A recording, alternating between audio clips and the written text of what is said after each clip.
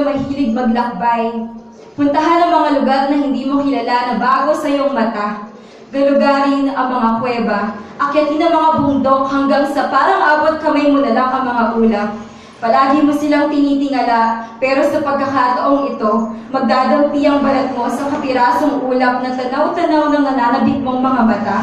Baybayin ang mga kalsada, yung mga kantong minsan mo nang nadaanan pero hindi na katulad nung kasama mo pa siya. Magpapabalik ka sa mga lugar na minsan yun ang sinilayan, na naisin mong bumalik sa dagat, pagmamasdan ng mga alon, at ang tubig na kailanmay hindi napagod sa paghalit sa dalampasigan. Hanggang sa matapos ang araw, ang tubig ay mananatiling uhaw sa mga buhangin sa daungan.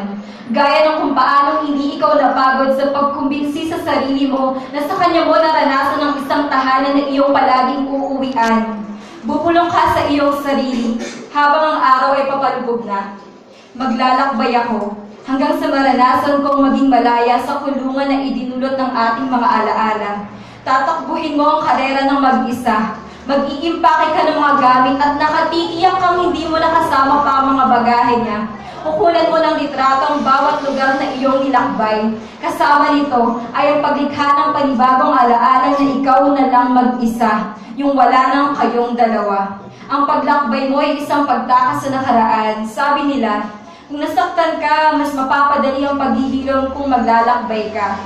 Libutin mo ang mundo hanggang sa ang tanawin ay lunurin na mismo ang sakit.